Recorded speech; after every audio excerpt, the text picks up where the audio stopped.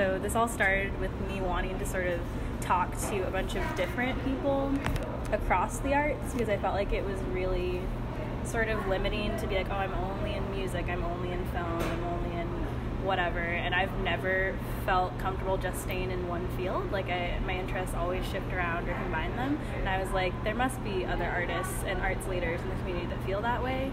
And so yeah, that's sort of the genesis of this. So we started trying to figure out an overlap in process or in inspiration, and I want to find out origins of artistry or leadership in people's lives. So I feel like that's where there will be some overlap too. But yeah, so I thought I'd just start by asking you guys to give me a brief summary of who you are, where you've been, and what you're doing now. You go first. Oh man. Yeah, sorry to just spring it on you, but... So yeah, my name is Andy. First of all, I guess doing full name. Yeah, maybe do. Yeah, give it to me, because like I don't sure. want to mispronounce people's names, so I try Right. to not be like, this is Andy. You know what I mean? Right. Like, Totally. Yeah. So yeah, Andy Helmkamp. I guess my initial interest in the arts came about when I was like making short films with a friend in the back of their yard, which was like a forest, to just like, you know, like any as kind one of like does. goofy thing that we would come up with. And from there, like, that's when you start, like, as soon as I feel like you get your hands on the tools for, like, making something, that's when you start realizing, oh, there's, like, a particular way that certain artists get certain looks or certain effects. And so from there, my interest in film as an art form, like, just grew and grew and grew. I got a bachelor's from Indiana University in, like, communication rhetoric and film studies. And then I went on and got a master's in film studies from the University of Milwaukee, Wisconsin. I've heard Milwaukee a lot lately, and I'm like, why is everyone going to Milwaukee? But I have a very tender spot in my heart for that place, so Okay. it will always have that extra special piece of nostalgia for me there. yeah.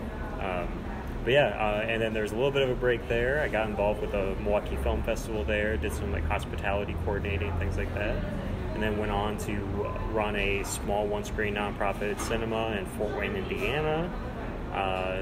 Helped start a film festival, run a couple film festivals, and now I ended up in Omaha a little over a year ago with Film Streams. You like it here? I do, quite a bit. I haven't, honestly, opening the Dundee has been very... it has its rewards and its challenges. But yeah, it's been a great experience. I think the aspect about it I like the most is how open people are with each other in terms of having that conversation about film as an art form in the Dundee as a space.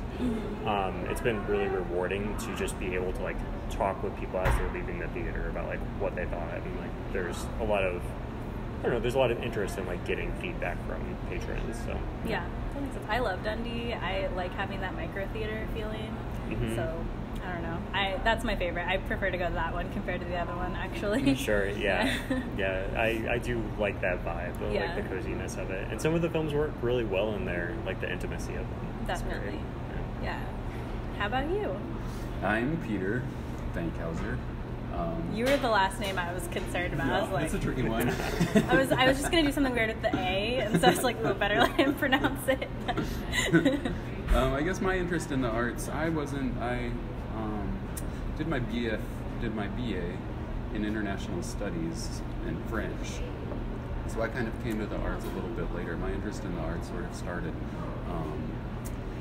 by looking at the way information is disseminated and how information changes over different representational platforms. And that's where my head has been at for quite a while. I guess I started practicing as an artist shortly after I moved to New York. That was probably 15 years ago.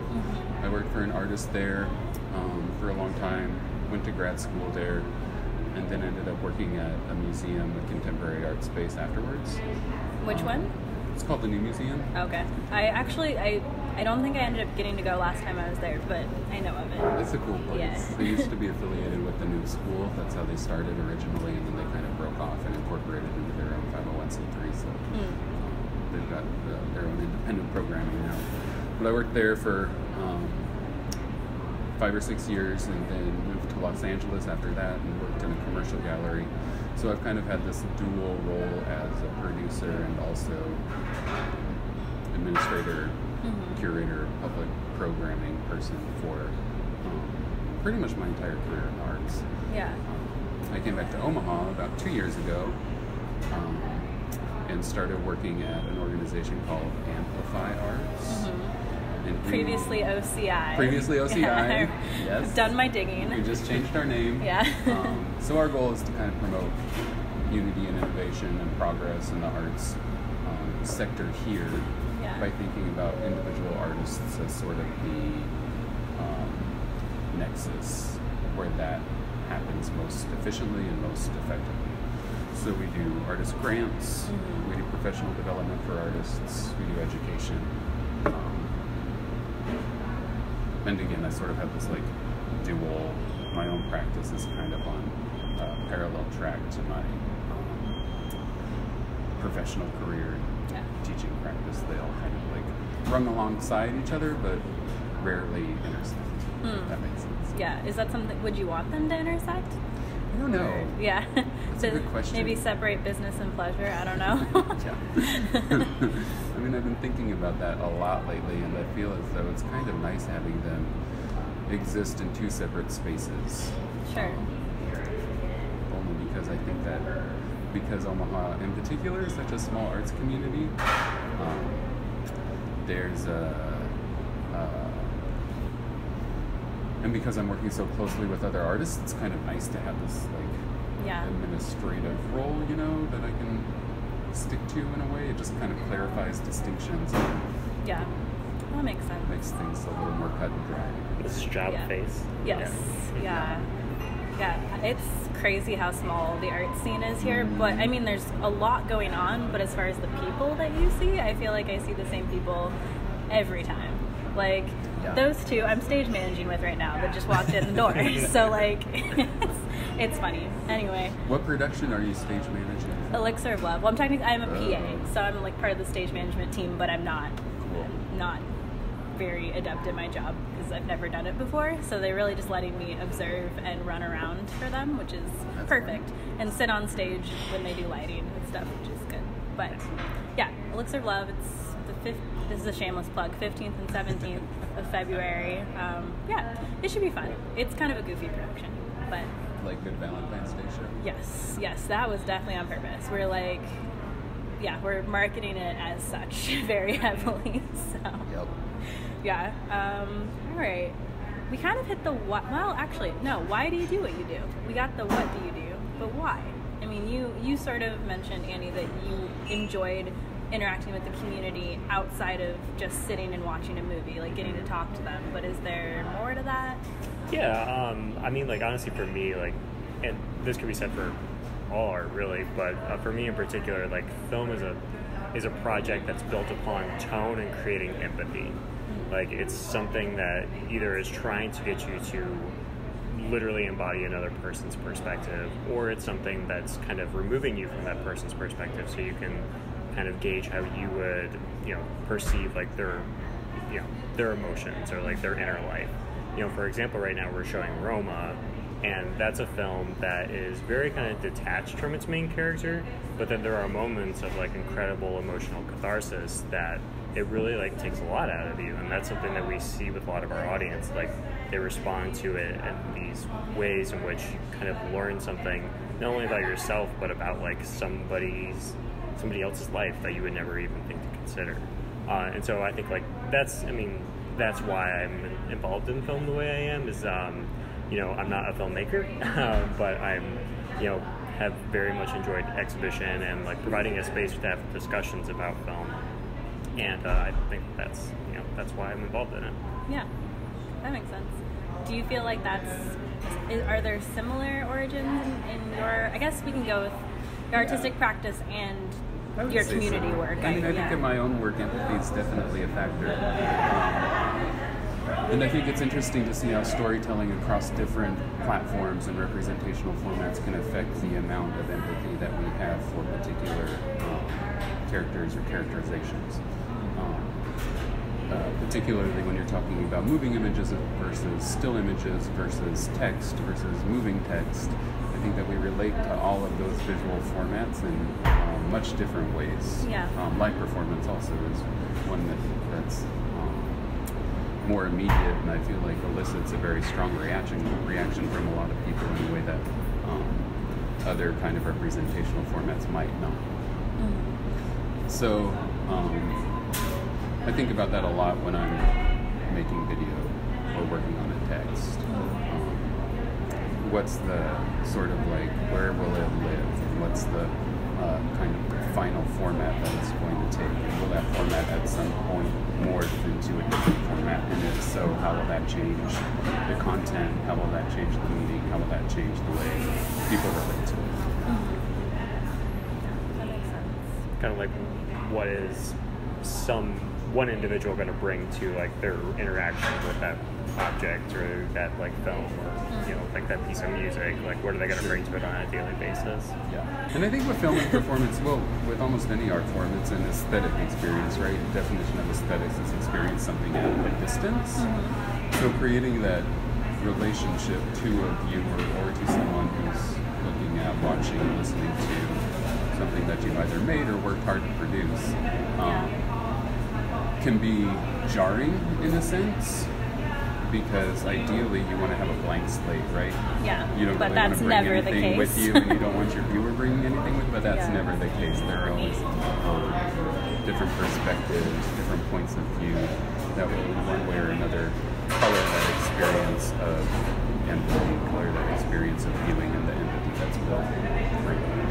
Yeah, something that came up in the conversation when I was talking to Diana and then my roommate, she's a visual artist, so she's also interested in the dissemination of works. That's sort of like her, right now that is her foundation.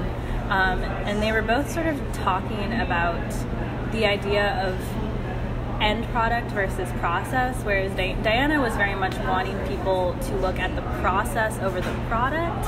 I feel like that's sort of, that is a big difference of work style, is do you want someone to come to your work and then sort of look at it on its own as such, or do you want do you want your audience members to know the apparatus that created the work? And it seems like you guys might have slightly different answers to that. I don't know. Yeah, I mean, I kind of think so, I guess, just like by the difference in like our answers. Like, I mean, yeah, I mean, I definitely like feel like there's a place for like what's the best way to put it? I'm trying to think of like me in particular. Like one of the things I've been most interested in is like in my like graduate career was like doing like genre theory and talking a lot about how, you know, in a film setting, like how genre is created not by, I mean, certainly there's like kind of formal elements and narrative structures and traditions that pass on and on, but there are a lot of arguments that are actually about how genre is created through fandom, and genre is created like after an era when like people can like look at like a product and like it's you know, it's marketing materials, or like even like today, like with how people interact with various different media over the internet, it's like that's reformulating what we think of genre a lot. So it's retroactive, more so, sure. And I'm realizing this has nothing to do with what you asked me. No, but it's really interesting. Well, it's funny because like I haven't had that many conversations for this podcast, but everyone has brought up similar themes, and I think that's so interesting, even though you come from very different angles at it, and I don't know, so I'm enjoying it. Keep talking. But I guess to kind of like, I don't know, like pivot a little bit back, like you know, part of, and obviously like there's that certain like distance that you have to like the object that you're encountering, but you know, like in film there's this term, and you have to let me know if there's a similar term with like other art forms, but there's this term called the suture, and essentially what that is implying is kind of like the sense that like you as a viewer are embodying certain perspectives. Typically in like narrative cinema anyway, those are usually imbued upon like certain like characters within the diegesis, but that's not always the case either. I mean, like there's some really wild. I can't remember the name of the filmmaker, but there's this film from like Argentina, I believe, called Yauya, and it's very bizarre. But it's essentially kind of like a revisionist look at like Western expansionism, like in the plains of it's either Argentina or Chile, but like that entire film is like done in like this kind of like box format, and you're like constantly like at a long shot, so you're never like near anybody, you're never embodying a certain subject position. It's always like you're just looking at it almost like a diorama, like a diorama or a daguerreotype. Is that like another I'm like, I went very simple. You went something fancy. Diorama is like that actually is a better description of it though, because like you're like standing back looking at it. So. But yeah, there's always like a place where like that remove from the world of the film versus like the suturing into the film. So. Okay. I think process-oriented work is. I really enjoy looking at process-oriented work, and I like having the sort of. I like work that in some way reveals something about the creative process. I think that can be a valuable viewing experience. Also, in addition to seeing something in a more resolved format, I think it's sort of productive for the artist and for the viewer in one way or another to kind of trace that evolution. And maybe that doesn't happen in an exhibition format, maybe that happens in a more public format or a critique format or a discussion-based format, but I like what Andy was saying about that idea of the suture. That's something that I've been thinking about a little bit lately because I've been dealing with a lot of ribbed footage of horror films in my own video-based work. I'm a horror buff. I love horror films so much, so that just kind of made my heart jump a little bit. Anyway, go on. We all got to talk about this later. Seriously. And I find that especially, so I've been dealing with this with the opening scene in the original Scream, where Drew Barrymore's on the phone, and there's this sort of like anticipatory build-up of, something terrible is going to happen, but you're experiencing it at a distance, even though the subject position of Barrymore in that film is such that you can put yourself in her place. Sure. And I feel like that's fascinating for a lot of reasons, and maybe the affinity we have to horror films has something to do with the fact that we can sort of imagine ourselves experiencing these different kinds of deaths as a way to externalize anxieties about end-of-life stuff, as a way for us, if we imagine ourselves as having these horrible, horrible deaths, maybe it's easier for us to imagine what a good death looks like, right? Sure. Okay. So I've been looking at how that in film format can be translated into text and then translated again back to video, like a pastiche or collage with different elements coming in and out of it. Yeah, what would the textual side look like to that? I'm very curious. What would that translation look like? The text has a lot to do with kind of misremembering sort of other stuff that was happening at the time Scream came out.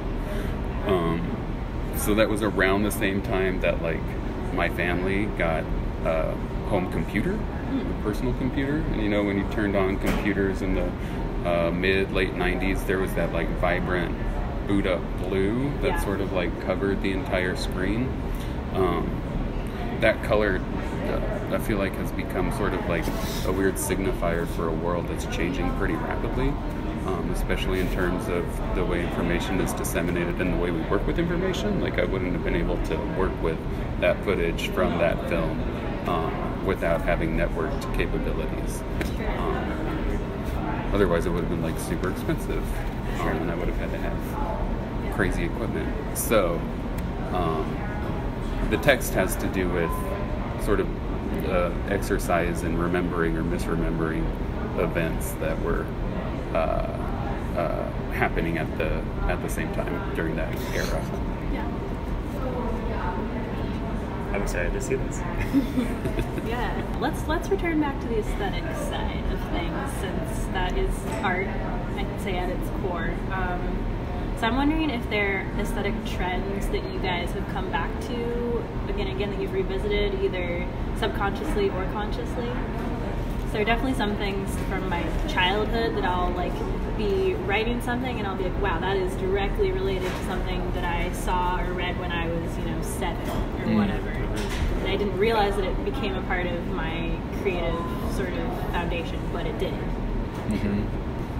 I don't know. I mean, like, I was talking with some coworkers the other day, and like one of the aspects of the films that we witnessed throughout this last year was this sense of the novel, like the sense of like the kind of wondrous like moment within like a piece, like when we like when we have conversations about like the films that people are kind of like holding up as like these are going to be the canonical like films from this like year and so on and so forth, and obviously like there's exceptions to this, but one of the things that one of the conversations we kept returning to is this idea of like that is a film that is doing something like very unique and interesting with its visual and its oral presentation, but I don't really know if the narrative holds together. But there's like something about the way in which these films this year, I'm thinking in particular about Sorry to Bother You. One of my favorite movies. I think that was the best of 2018. I really do love that film. Yeah. And I'm kind of glad it didn't get nominated for anything because I don't think it's too pure. Boots Riley would not have. No. He would have been like whatever. Like he's a big old anarchist. I love it. Yeah. But like so, like that would be an example where the sum of its parts equals something more majestic than like just giving like a plot synopsis of like what happens to these characters. I mean, and like that's also a film that's very politically oriented. Like it's deliberately trying to make a point through these disparate elements, and like I really love that about it. On the complete opposite side, though, we could talk about A Star Is Born. Like A Star Is Born is, to be a little highfalutin about it, it's kind of like an American cinema urtext. It's like this story that we keep telling over and over again, like whether as a straightforward remake or as just like kind of like a retelling with like a different title, and it's warps depending on who's making it, when they're making it, and so on and so forth. And that's a film where the first half of it I legit adore. I think it's like very, very interesting what he's doing with like the camera work. I mean, it helps that he hired a good cinematographer. Got to give shout out to Diana for convincing me that. Or was that a hard sell? I mean, like it was a little bit of a hard sell. Yeah. I was like, Bradley Cooper directing something. I don't really know if I want to see that. She loved that movie. She does, yeah. And yeah, so there's those like unique novel elements, but then when its genre components kick in, which I think you can like define at a clear point in that movie, it just kind of like falls through a little bit. Yeah. So there's almost a sense that like these novel elements that we were witnessing in films. I mean, Black Klansman is another example. Spike Lee's always like bringing in like novel elements into his films. Like that's kind of like what he does. So yeah, that's kind of like what I've been thinking about aesthetically from the past year in cinema. Anyway, I think that was really well put. I like thinking about those same sorts of ideas in terms of aesthetics, tropes, stereotypes, as ways to sort of reveal information about popular culture and the history of popular culture in a visual format.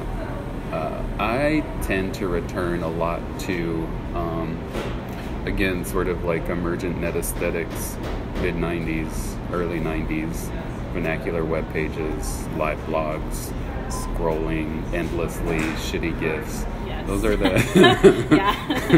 really like poorly animated Had a charm to figures it. that exist. Have little sparkles and glittery rotating stuff. Yes. That's what I tend to come back to more than anything else. And again, I think it's because those aesthetics are associated with a time that really signified stuff was changing, and the world was going to be a very different place shortly thereafter. Do you think that looking at the way those things have sort of evolved, is it interesting to look at them now since they're in the middle of an evolution, or is it really just like the origin that gets you? I think the evolution for sure, and I think that part of that evolution is the process of archiving or trying to keep intact a lot of what existed aesthetically at one point, especially when we're talking about network technologies, because a lot of that work was meant to be ephemeral and just sort of exist temporarily. So the evolution of the aesthetics, I think, sort of has a relationship to the idea of trying to preserve how they existed at the outset. Does that make sense? Yeah, that makes sense. Yeah. It's a time capsule, but it's not just from one. Totally. I get what you're saying. Yeah. That storage component, I think, is also really interesting because it directly impacts kind of like what we do from an exhibition standpoint, because, back in the day, like, film came on reels and it weighed like, a film weighed like 35, 50 pounds, if not more. Whereas like today, it's like a literal hard drive, and it's just like data that goes from this hard drive to like a server and so on and so forth. Mm-hmm. And part of what's so interesting about, you might see like in social media posts or like marketing materials how whenever we like tout that we're showing something on 35 millimeter, like it is like there is a little bit of like nostalgic, like we're doing this thing on this format. But like another thing about it that I think is like very important is that if you're showing something on film, like there's darkness. Like there's always like a little bit of time in between the frames where there's just no light. Oh, sure. Whereas like that's a little bit different with digital. I mean, like digital is being better about replicating it, but it's not quite the same. Yeah. Uh-huh. I had never thought of that, but that's true. Yeah. I mean, like I was gonna say, it's one of those things where if you had never pointed that out to anybody, I doubt they would notice. But as soon as like you start like looking at it, there is that like that flicker and that shimmer that I think directly engages the brain a little bit on a different level. Sure. How many frames per second is? Typically 24. 24 frames per second. Yeah, I sort of appreciate that it almost makes it feel episodic, which I sort of lean towards personally. Because like I grew up watching a lot of animation and things like that, and it often had that moment of like switching between scenes, and so I like that. But I wouldn't have thought of it, how movies don't do that. Mm-hmm. Huh. Yeah, that's interesting. But as far as like the ephemeral side of digitizing art, I think that's really interesting, because recently there's been a lot of, this is in like a slightly different community, but if you count like the YouTube community or those sorts of organizations that are like, you have an overlord who sort of owns all of your art, if you consider comedy art, which we'll make it a broad thing. So there are a lot of groups of comedians that create these videos, and they have a lot of editing, a lot of art goes into it. So it's technically a piece of art, but it's completely owned by someone else. And they were talking about how it's very strange to know that their work is going to potentially be gone like any given week if someone decides to pull it. And so I think that's interesting. So they were talking about how they'd have to, if their organization went under, since they're kind of up and down all the time, they would have to go and ask to have something put like on a hard drive or on what are those things? Like a flash drive? Yeah, a little flash drive, and just like, but you can't show it because it again falls under someone else's umbrella. So it's like you own it, but not enough to be able to make any money off of it. And so I think that's interesting that they are making art knowing that it can get pulled at any time. Yeah. I don't know. That would be really scary to me, but I agree. I think there's also, it's kind of a double-edged sword too, right? When you think about archiving, particularly work that was only meant to exist digitally, in the sense that there are a lot of digital producers and artists who work in digital space for whom the archive isn't important. So when you add that kind of like institutional aspect, when you liken archiving digital work to the process, a similar process that exists in physical space, museums archiving objects, those processes are, really tied to colonization, and I think a lot of questions are arising in communities of artists who work digitally primarily about the impulse to archive first and what that means in terms of colonizing digital space, and whether or not that's a productive thing, if it sort of like takes away some of the freedoms that existed when you didn't have to consider where your work was going to live or whether it would have a second life in some archive somewhere. So I don't know, it's an interesting question and a funny problem that I think is like bringing up other questions related to how those same sorts of impulses have affected institutions in the past. It's honestly something I haven't thought too much about, and I kind of am kicking myself for that a little bit because there's so much. I mean, this is the Andy feels like an old man kind of like subject or like part of the conversation, I guess, right now. But like, there's just like so much material out there like that I'm just straight up like not familiar with like how it's distributed, how people are consuming it, and I know that like I'm missing out on like a huge portion of like the culture and like whole cultures, I guess, and that idea of like digital space and who occupies it, like it's something that like I don't even know how to like grasp it, It's a weird question. And I don't know, I often end up coming back to the idea of if it's replicated and also meant to be sort of consumed quickly, does that devalue it? And so that's something that I've had to like tackle a lot because I do spend a lot of time on like streaming services, but that aren't Netflix or Hulu, but are rather like smaller companies, but they produce all the time. And so that's kind of I've sort of wondered like how is that valued and how, is it going to be valued in the future? And so I'm like, I'd sort of like to be part of that type of production one day, but I'm also like, is that sustainable? Maybe not. Yeah. And that's a scary thought. But and then it's also like, I mean, I don't know, going back to that conversation about digital spaces and like, is it sustainable? Yeah. It's one of those things where I think about the specificity of every different art form and the places in which we engage with it, right? Like, we can move a film to a lot of different places now. Yeah.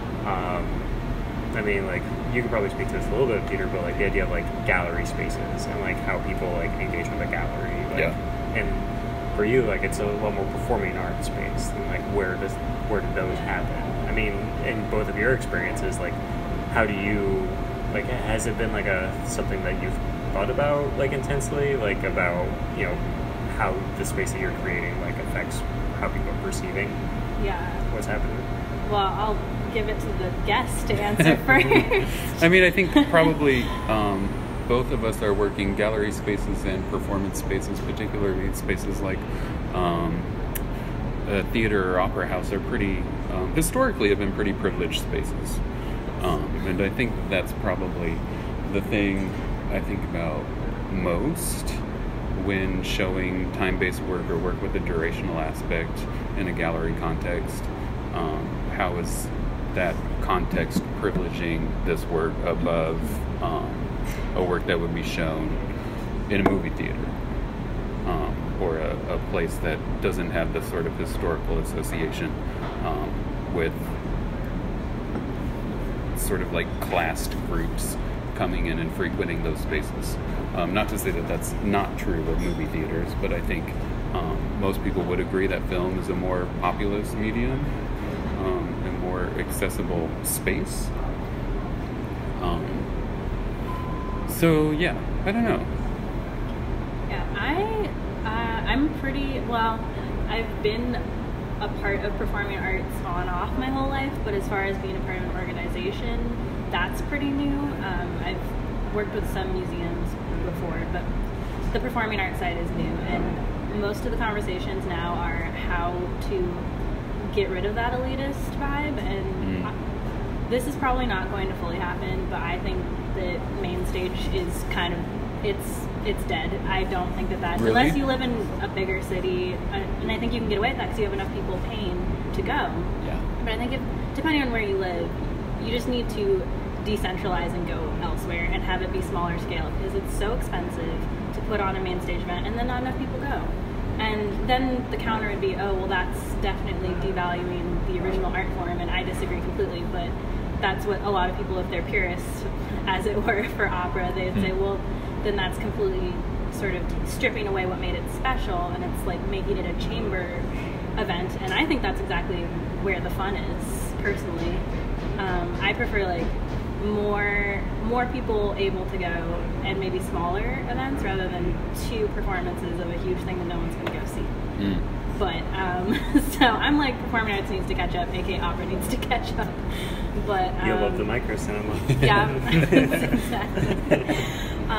Yeah, so that's why I personally want to move towards chamber opera here, because I don't think there's enough of it, and I think that's a way to bring in more outside artists who wouldn't otherwise have an opportunity, because we have the money. That's here. a good idea. Yeah. I'm gonna pitch it this year. I want it so badly. It's like I went to a conference recently and I met a bunch of young chamber composers, and I'm like, is anyone hiring you? And they were having the hardest time getting hired just because it's not a huge market.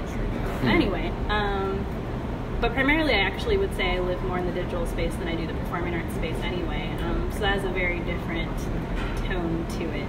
And that is, I'd say, distinctly non-elitist and pretty populist, just in that anyone who has internet can access them. Yeah. But then that also has a pipeline where it turns into a streaming service where then you do have to pay for that. And then That's curated for you. Yes, exactly. And yeah, so then it can also snowball to becoming a little harder to access, but I enjoyed that aspect. I think, like, I feel most comfortable in that type of space. I feel like, yes, anyone can probably get into it, but that's where the fun is. I don't know. Yeah. But yeah, so I mean, anyone in theory could, randomly take out a camera like you did when you were younger and just go at it, and I think that's really fun. To be fair, YouTube is not like that anymore, and services like YouTube are not like that, just because now advertising got involved. So Yeah. the algorithm now, it prioritizes people who are popular and who can afford to like upkeep a really high intensity channel. Sure. That's going down a deep rabbit hole, though. I just have a beef with that right now. Do you feel like the reason for which film streams broadcasts met HD Productions has to do with bringing that sort of elitist art form into a more populous space where more people have access to it? That's a very good Like, for question, me, I feel like actually. you guys are addressing that, Yeah. whether it's intentional or unintentional. Yeah. I'd say it's intentional on our part to want to partner with that. Yeah. With Opera Omaha, because we are really, I think that, I don't want to say desperate on a podcast for my company, but like, you know what I mean? We are eagerly trying to find ways to bring people into the art form in a more accessible way, so they're not like having to sit. You can get up and get a bag of popcorn and it's relaxed. Sure. Yeah. Yeah, I mean, I think that, like, you speaking to, like, the collaboration aspect of it, like, goes a long way. Like, I have never seen an opera. It's okay. Like, really not. I was going to say, I'll get to it one day, I promise. But there will be some really cool stuff in March and April, that will be less main stagey, which I would recommend to people who are. I was going to say, we've got something coming up in March with you guys, too. I'm so excited. I'm very, so excited. Which one is that? So the midnight movie at Film Streams Dundee Theater in March is going to be Possession. I didn't know what it was going to be. So it's a Polish film, kind of noted for a long time. It was hard to see the original edit of it because once it got to the States, it was all hacked up and almost like a quarter of it was gone. Whoa! So Friends of Friends got us I don't know if it's an original print, but a print of the original cut of the film. That's pretty exciting. And some folks from Opera Omaha are going to be doing a little overture. Really? So, Yeah. It's a silent film? it is not. So they're just going to be doing like a piece of music before the film starts, Cool. and then the film's going to. Gotcha. Yeah, you officially know even more than I do, because it's difficult to get artists to pin down exactly what they're doing. Sure. Ever. So yeah, that's the most succinct I've heard it said. So that's good. Very excited about that one. But I mean, like, back to like the Met broadcast, though. I mean, I do think a portion of it is probably creating that access. Like, we have the opportunity to, provide that access and work with a partner organization, and that's like a really, looking at film streams as a nonprofit like cinema. I feel like that collaboration, like, between different arts organizations is very like essential for like our mission, because our mission is like we're dedicated to the presentation and discussion of film as an art form, and presentation and discussion like go hand in hand with whatever organization that we're working with. I think that's something that's sort of particular and special in Omaha, is that there are so many overlaps across the arts organizations, and I think that's exciting to me, because I don't know, like I mean, the reason that I have this podcast is I don't want them to be staying in their own lanes, I'm like, there's so much overlap, why would you not explore it as much as you could? So I'm like, I'm excited that we're having some overlap with you guys through film streams. Okay, so this is kind of a weird question, but with your work, or as you are discussing other works, do you want people that are there to have a visceral reaction or a cerebral one? I mean... Or both, I guess, but... I was going to say, like, just from my, like personal perspective, like, in what I did, like, my thesis project on, you can't have one without the other, I feel like, emotions are most likely going to come first for people, but those emotions or like that reaction, that's always predicated upon a particular viewpoint of the world. And then whether that's, political in nature or that's like instinctual in nature, you could play with either of them, really. But they always, I don't want to say always, because there are definitely some people that like will just see a film and be like, oh, that was weird, and not engage with it.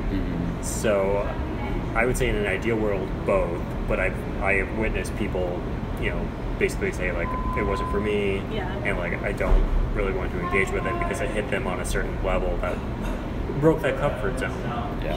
Did you ever watch Birdman?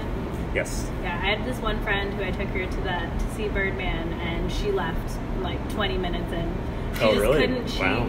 The sound just really messed with her, and so she hated that tone, and she just left. And I've never left a movie in my life, so that was that felt weird to me. But I was like, well, I mean, if you know you don't like it, I guess take care of yourself. Birdman. Oh, did you not like it? I have different feelings about okay, that we should talk about that after the podcast. I loved Birdman, but it's fine. Anyway, very cool. Sorry. Go ahead and finish what you were saying. No. I mean, I guess just to like wrap it up though. I mean, preferably both, but I feel like you have to either create the space in which an individual is ready to engage with that at a cerebral level, or you have to wait for them to get to that point on their own. And in particular, I think like kind of back to what you were saying about accessibility or like inviting spaces and so on. I mean, part of like there is that very like monetary level of like why people do leave films is because you only pay X number of dollars to get to that point. So I feel like people are almost like less inclined to engage with it at a cerebral level if it makes them uncomfortable. But I don't know. That's complete speculation too. Yeah, well, it's interesting if the buy-in cost is too high, then they won't ever try, and if the buy-in cost is too low, then they might not feel like they need to engage at all. Is that sort of what you mean? Yeah, and I don't want to like make it strictly monetary because like obviously it's not. It's like it's all, everything that person comes to the work with as well. And then it's also like part of our missions, right? Like part of our missions like are to like kind of foster this environment where people can have these conversations or engage with art in meaningful ways. Yeah, it's an interesting question. I agree with everything you just said. I think ideally people will have a reaction on multiple levels to good work. I feel like your question in some ways kind of is asking about the nature of criticism itself, right? Like we have a tendency to divide reactions into these critical hierarchies that go good, better, best, bad, worse, worse. And we sort of tend to, after establishing those critical hierarchies and deciding where a work fits, we leave it and we don't revisit it. I think that's the trick. Like after dividing something, you have that gut reaction, that initial reaction. You place something somewhere in that hierarchy. And if you don't go back and ask yourself why it is that you situated it where you did, like if there's no examination of subject matter, or form, or medium, or style, then you're kind of doing yourself a disservice. Like, that examination can be productive on so many levels, not just for examining an individual work, but also for sort of like teaching yourself how to think. Yeah.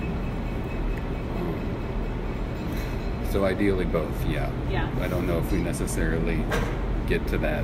I don't know if we necessarily get to that place for everything, but I guess, like, yeah, it makes sense that you guys answered both. I don't know why I wouldn't have expected that, but I guess it's just because most of my interactions with art history have ended up being in an academic context, which is you're not visiting the work, so really the visceral reaction's not there to begin with. So to me, there was sort of a distinction, but no, I see. And art history is an interesting field because I feel like the emphasis is on interpretation. Yes, more definitely. on interpretation and less on criticism. And I feel like once you have that interpretive piece, then it sort of kills something, right? Like, you have an authority telling you what to think of an individual work, and your mind kind of stays there. And again, this allows for that sort of reevaluation of why it's falling in the critical hierarchy where it falls. Interpretation and criticism, like, those two things don't always necessarily, like, mesh. Yeah. And I think, like, that's a great way of putting it, too, because I think a lot of how people are going to engage with a work is, like, also canonically based, right? It's kind of like, you know, the Mona Lisa, like, I know what that is. Mm-hmm. If I know what that is, it must be important, it must be good. So, like, you're already prepping yourself to think one way about it. But yeah, I like that distinction between, like, interpretation and criticism. There's definitely bias. Yeah. With both, but maybe weighted a little more heavily when it comes to interpretation. Yeah, I lied. I did have one more question. This is a better ending question. I was just hoping for you guys to let me know if there were any interesting things you have coming up that you are really excited about, and then if you have one thing in mind, something from your past that you're proud of, whether that's in a leadership position or a creative position.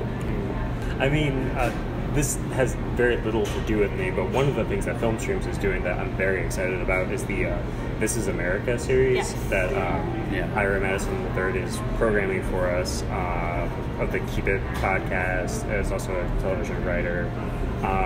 It's just a slate of 10 very good, interesting films. Like, I just watched Moonlight for the first time since it was originally released, and we have To Die For coming up, and it's going to conclude with Tangerine. Like, Tangerine's like one of my favorite films ever. Is that in partnership with the Jocelyn? It is, yeah. It's in partnership with the 30 American show, Jocelyn. Yeah. So that's probably the thing I'm most excited about. That's coming up right now.